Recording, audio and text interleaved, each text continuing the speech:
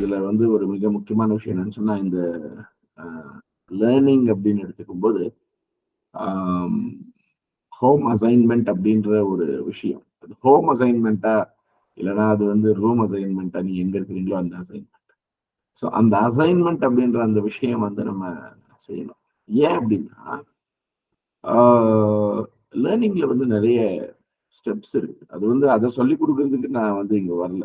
Okay, even though I am trainer in educational psychology, நான் அதுக்காக இங்க வரல. பட் ஸ்டில் அதுல வந்து நிறைய ஸ்டேஜஸ் இருக்கு, நிறைய நிலைகள் இருக்கு இல்லையா? முதல்ல வந்து நம்ம என்ன பண்ணோம், முதல்ல கவனிக்கணும், லிசனிங். அடுத்தது என்ன பண்ணணும், புரிஞ்சுக்கணும், அண்டர்ஸ்டாண்டிங். மூன்றாவது என்ன பண்ணணும், அன்லேர்ன் பண்ணணும். ஓகே, அதாவது தப்பானதெல்லாம் சில கத்துக்கிட்டு இருக்கோம் இல்லையா? ஸோ அதெல்லாமே நம்ம அன்லேர்ன் பண்ணணும். அதாவது அன்லேர்ன் அப்படின்னா தப்பா கத்துக்கிட்டத வேணும்னு டெலீட் பண்றதுன்னு வச்சுக்கோங்க. புரிஞ்சுக்கிறதுக்காக சொன்னோம்னா அன்லேர்ன் அப்படின்னா தப்பா கத்துக்கிட்டு இருக்கோம். ஒரு உதாரணத்துக்கு பாத்தீங்கன்னா,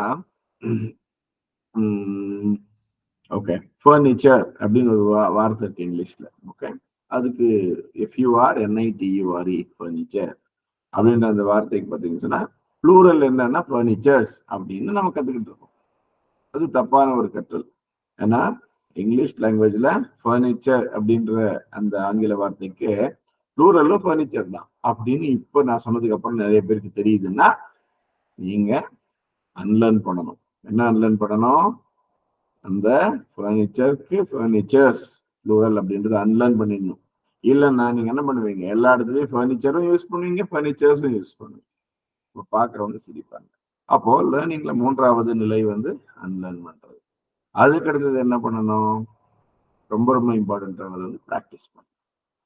அந்த ப்ராக்டிஸ் பண்ணதுக்காக தான் அந்த அசைன்மெண்ட் வந்து நம்ம கொடுக்குறோம். அஃப்கோர்ஸ் அதுக்கப்புறமா இருக்கவே இருக்கு அப்ளையிங். ப்ராக்டிஸிங்க்கு அப்புறம் அப்ளையிங். நம்ம வந்து நம்ம நிஜ வாழ்க்கையில வந்து பயன்படுத்தணும். போய் நிஜ வாழ்க்கைக்கு பயன்படாத எந்த கல்வியும் வேஸ்ட். அது என்னுடைய ஒரு ஆணித்தரமான ஒரு கருத்து. ஸோ அது நம்ம பண்றோம், அப்ளை பண்றோம். அப்போ அப்ளை பண்ணும்போது அதை வந்து வாழ்க்கையிலே நம்ம பயன்படுத்தும் போது நமக்கு வந்து ஒரு நல்ல ஒரு ஃபீலிங் கிடைக்கும். கரெக்ட் இல்லைங்களா? அந்த ஃபீலிங் கூட ஒரு ஸ்டேஜ் ஆஃப் லேர்னிங் தான். அது ஃபீலிங், அது வந்து எப்படின்னா அப்படின்ற ஒரு ஒரு கூஸ் பம்ப்ஸ். அதாவது இந்த அப்படியே இதெல்லாம் அப்படியே அப்படியே பாருப்பா அப்படி எழுந்து நிக்குது இந்த முடியெல்லாம் அப்படின்னு சொல்றோம்ல. ஸோ அதான் கூஸ் பம்ப்ஸ். ஸோ அது நமக்கு வரணும். அது வரலன்னா அப்ப முதல்ல அந்த 5 நிலைகள் ஏதோ பிரச்சனை இருக்குதுன்னு அர்த்தம். மறுபடியும் நீங்க கவனிக்கிறதுக்கு போகணும்.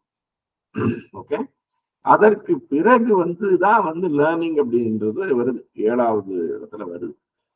ஸோ இத்தனை விஷயங்கள் வந்து சரியாக நடக்கிறதா அப்படின்றது வந்து நமக்கு எங்க தெரியும்னா அசைன்மெண்ட்ல தான் தெரியும். அதுக்காக தான் எவ்ரி டே உங்களுக்கு வந்து ஒரு அசைன்மெண்ட், இன்னைக்கு ஒரு அசைன்மெண்ட். அந்த அசைன்மெண்ட் கண்டிப்பாக இருக்கும்.